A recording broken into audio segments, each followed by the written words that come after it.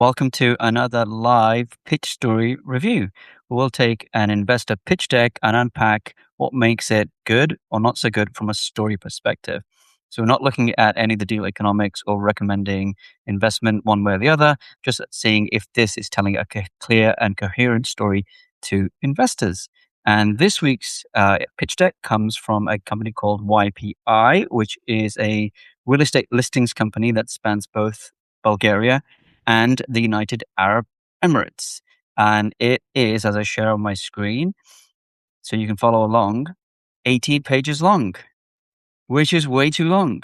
But that doesn't mean it's fatal. We can unpack the deck and see what's working and what needs to be tightened to make this a compelling story. So this is the cover slide. Right off the bat, there's some good and some bad, right? So I think it's cool that they've put raising 1.5 million to turn 2 live platforms into a repeatable cross-border revenue engine. They've kind of outlined the expectation and the goal from the get-go.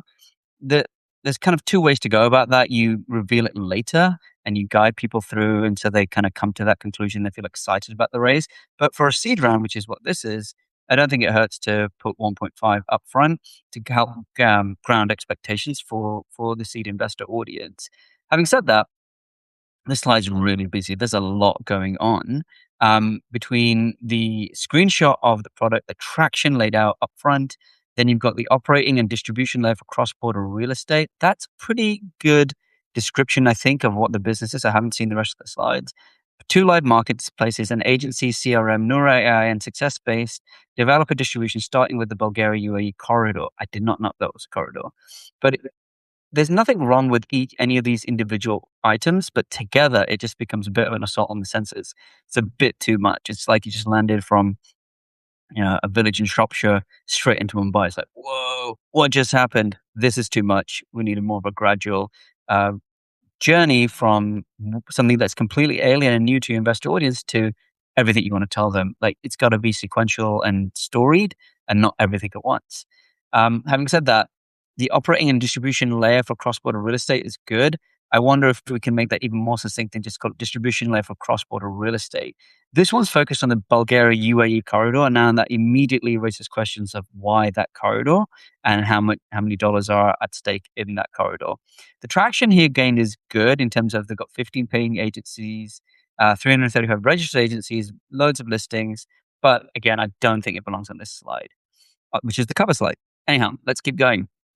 We've only got 30 minutes to get through all of this. So here we go. Investment thesis: a measured corridor engine, not a broad portal story. Not sure what that means. This might be one of those AI, not this, but that type constructions. I don't know if this is AI generated.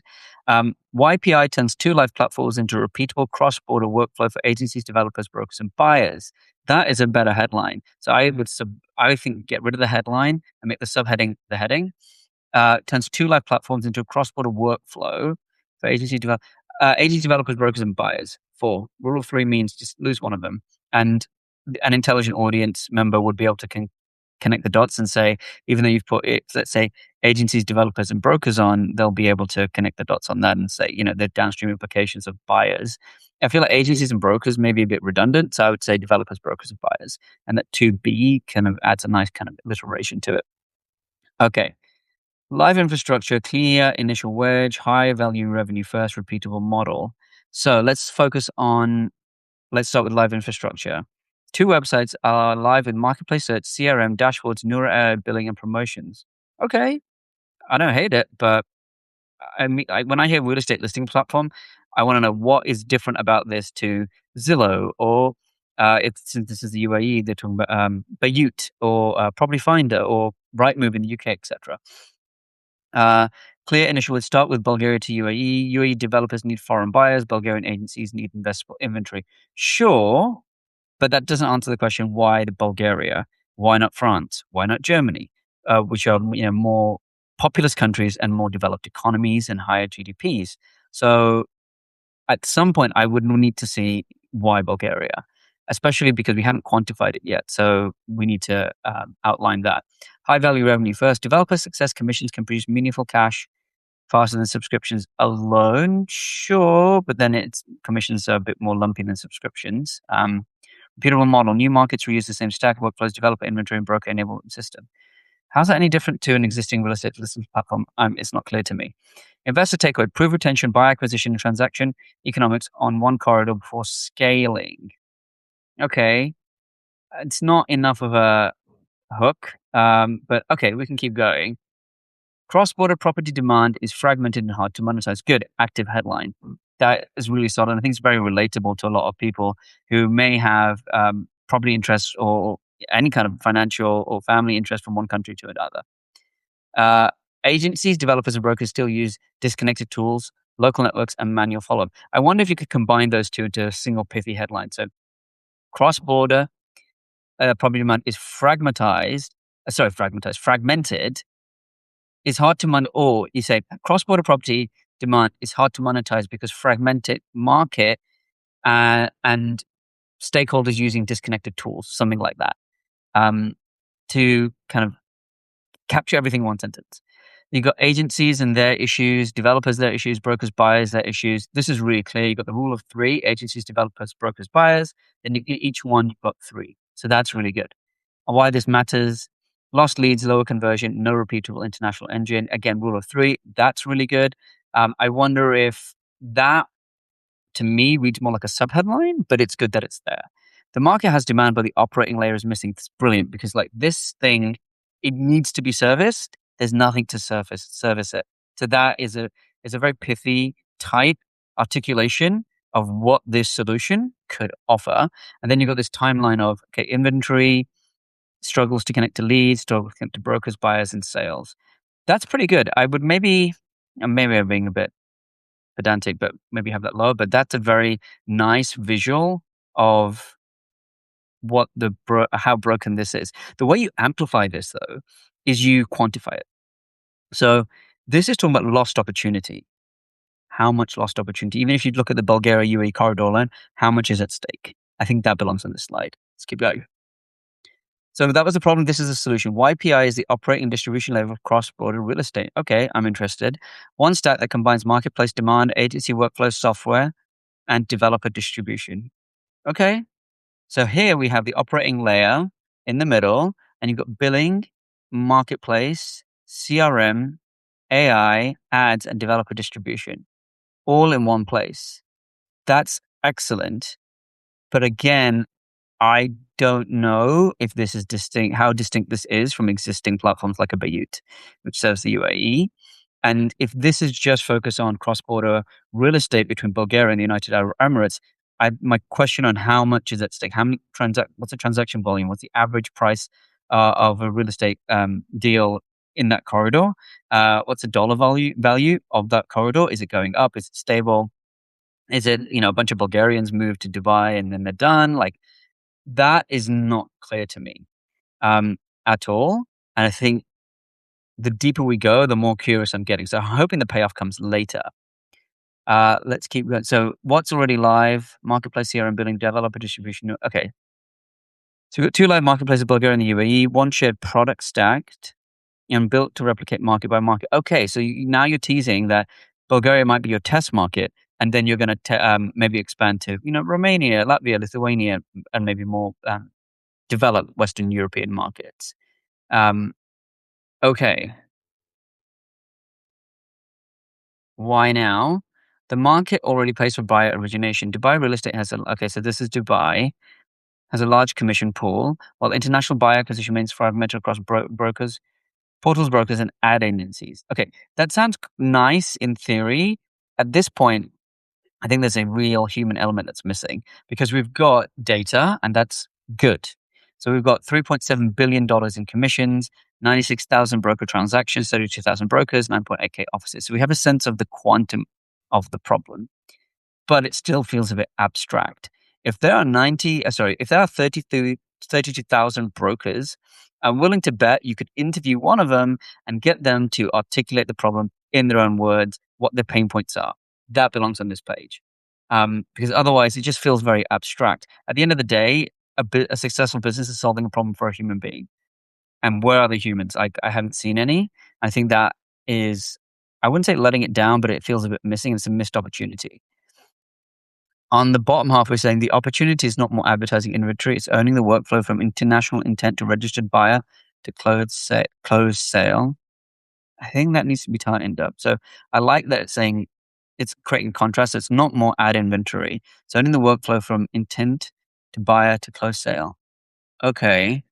Now I'm starting to wonder, okay, but how do you monetize that? So if you're foregoing ad revenue, fine, no problem. But then at what, like we pointed out a process on this slide from inventory to sales, which stage or stages are monetized. Maybe that comes later. YPI is positioned to capture value in a market that already pays and continues to grow. Maybe, maybe not. There's nothing to back up that claim, so it feels a bit bold. And if you're going to make claims, you got to back them up, and there's nothing to back that claim up on this page. On the right hand side, a bit dense. Let's see what it says. 2025 Dubai data confirms a large brokerage economy. It's 14 billion in commissions. Isn't this repetitive? Aren't we saying this already? Yeah, this is repetitive. So here, if you can see my cursor, you've got $4 billion in commissions. And here on the right, you've got 14 billion Emirati dirhams in commissions. There's no need to duplicate this information. It's just wasting real estate. Every pixel needs to earn its place. You could put an asterisk on each of these stats and put source DLD and you're done. You do not need this section. YPI does not need to own the whole market. It needs a measurable slice of the buyer origination. I mean, that's kind of stating the obvious. Nothing owns the entire market. Not even monopolists like Google own the entire market. They own a frighteningly large fraction, but like he's just stating the obvious. I don't think that text belongs on the page. The wedge is monetization of foreign buyer intent, not generic real estate advertising. Again, redundant. Like this entire section needs to be lost, and you'd have a bit more real estate for let the slide breathe between these 4 points. I don't know. Let's see. I don't know if you need this one or 9.K offices, brokerage offices, because you made the point that there's 32,000 brokers doing 96,000 transactions. Each one's kind of doing about roughly 3 a year. That feels low. I'm not in real estate, but I would think that in a really hot market like Dubai, which is attracting so much international interest, you'd have a higher transaction per broker volume per year than 3. Commercial proof and operating momentum, that is really forgettable headline. For those of you who are new here, you probably won't have heard me say that if you strip away the content of every slide and retain just the headlines alone should tell a story. And each headline should be in the active voice. Commercial proof and operating momentum does not tell me, like, that's just very bland, vanilla, forgettable. You've got to describe the commercial proof and operating momentum. A working engine with live revenue, live supply, and measurable conversion. What is that? That's just like show, don't tell. 15 paying agencies, great. This is cool. 86 billion in average revenue per agency. 1288 MRR, 335. So you might recall from the cover slide, there were all these data points on traction. They belong on this page. I think hitting them on the cover slide is just too much too soon. You've got to take it slow. 4.5% founder-led conversion, 335 registered agencies goes to 15 paying agencies. So now I'm wondering, like, why is that conversion? It seems low. Why is that? Is that normal? What are the benchmarks? And why is it like no one expects 100% conversion, but 15 out of 335, like it feels like something's going on there, and that should be greater. Or but it may just be that there's too early in their journey.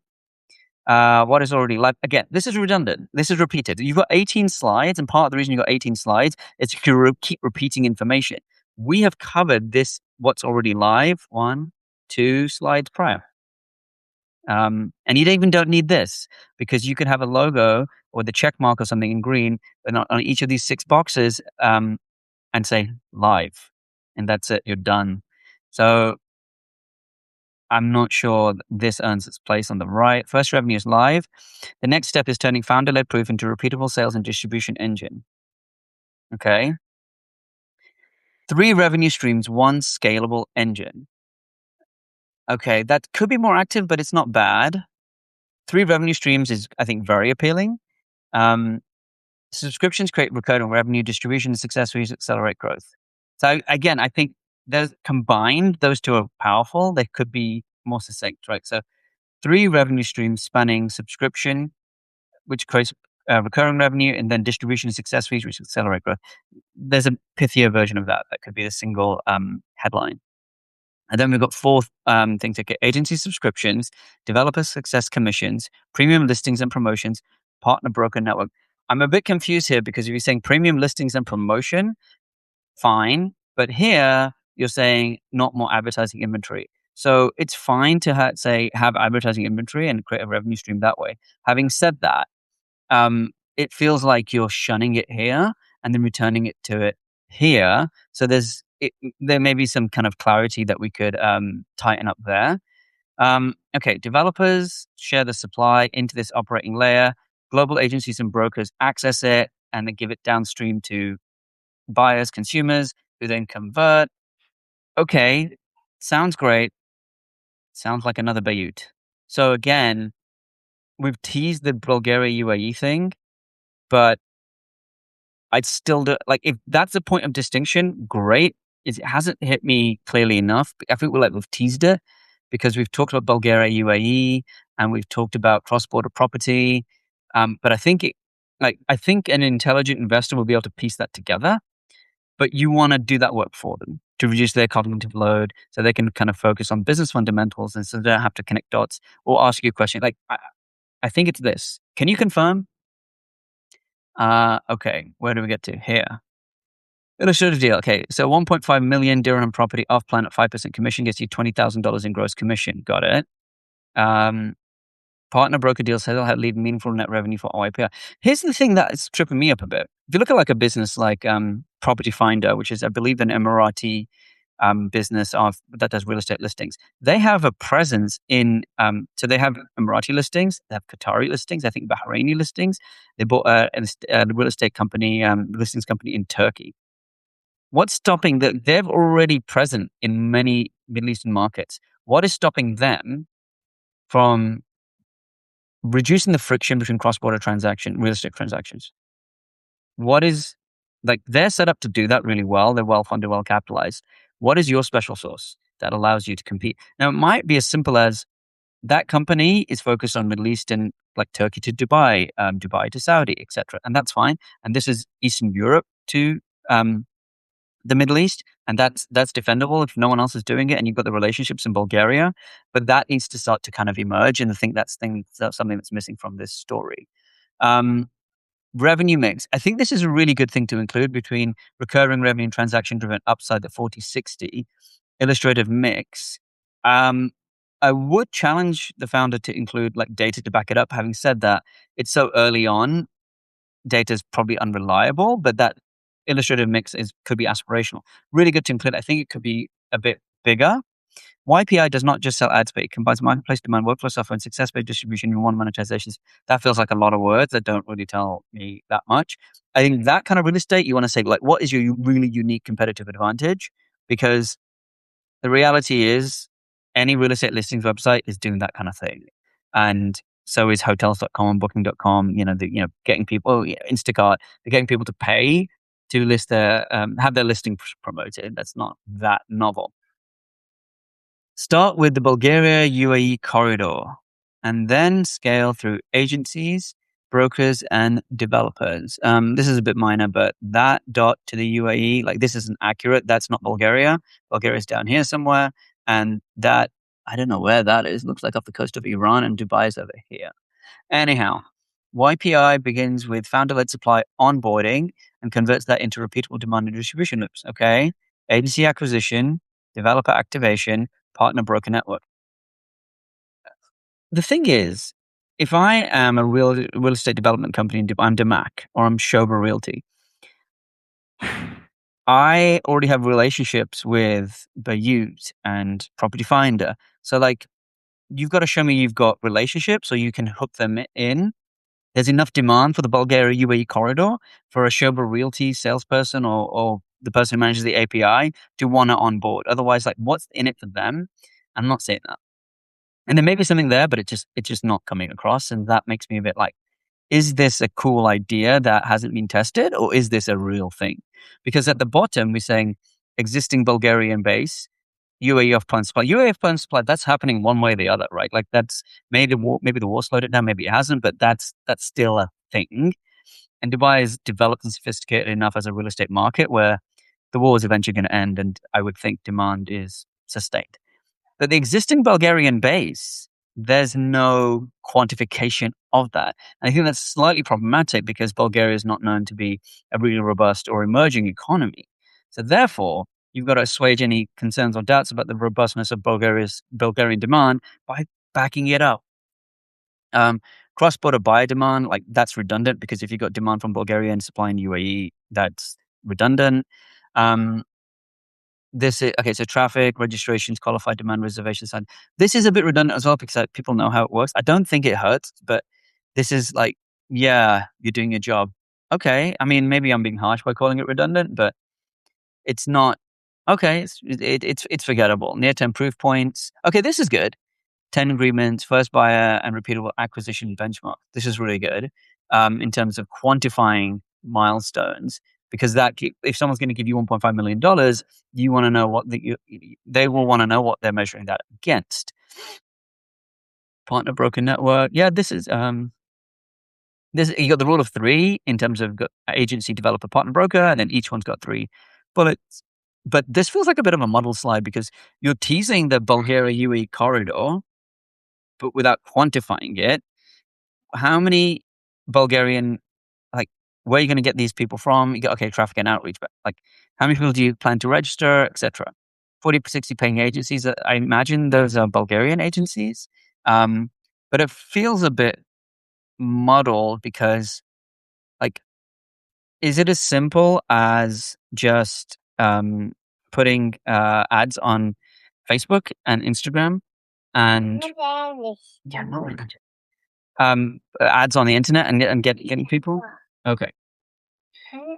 Okay, I've got to turn the camera on. Okay, ask Mama to do it. Okay, I mean, can you ask Mama to do it, Buzz?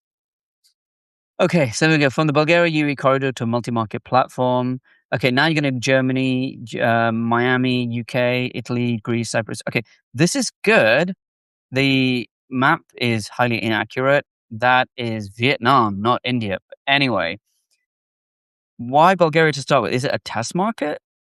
Is there some kind of advantage in Bulgaria? That's not clear to me. And then why why the sequence of markets? Like, what is the in the UK, in Germany, in Miami?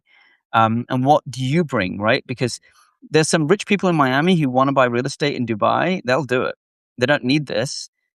And if they don't use the solution, there may be more friction in acquiring that property, but they're going to do it anyway. So you can you can de-risk it or make it frictionless, but you still need to demonstrate like you have the power to acquire them as clients, as customers. So like what's our in?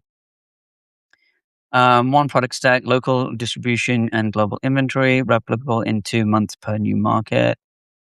That seems aggressive because we don't know what this is yet, but fine. The other thing is, I think what this lacks is, maybe this is fine. So okay, so you got Bulgaria UAE live now. Then you've got, okay, what comes next? Then you've got the next. Okay, so it's really well sequenced and laid out on a map. Laying things out on a map is always a good idea. It gives it a nice visual component. Having said that, again, we're missing quantities, right? So I've kept saying, why Bulgaria? What's the quantity? But why Italy? Why Greece? Why Cyprus? Why India? Like, how many people are there that we think can buy?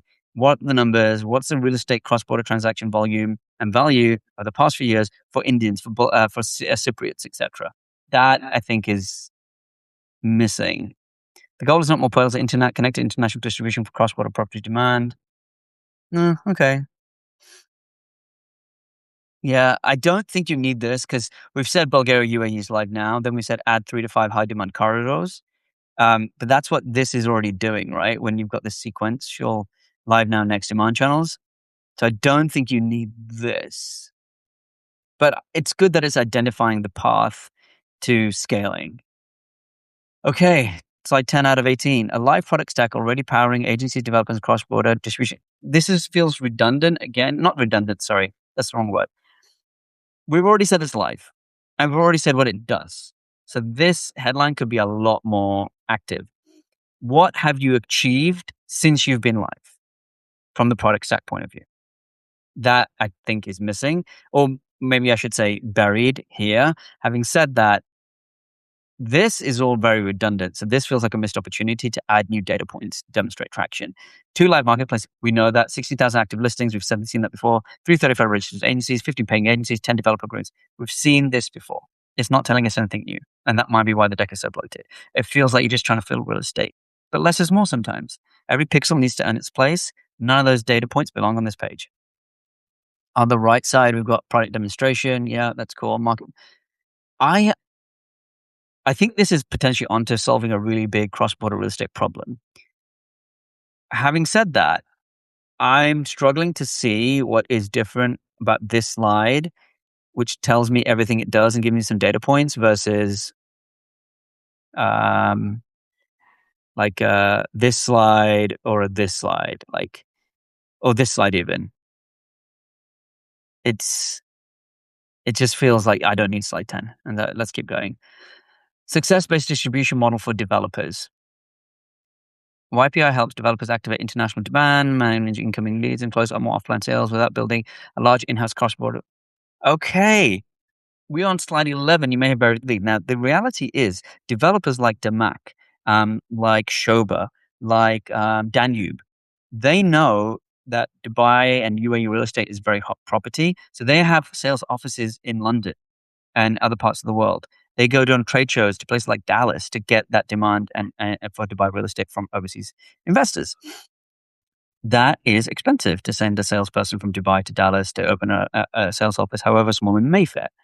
So you could be really addressing a key pain point for the likes of Shobo or Damac.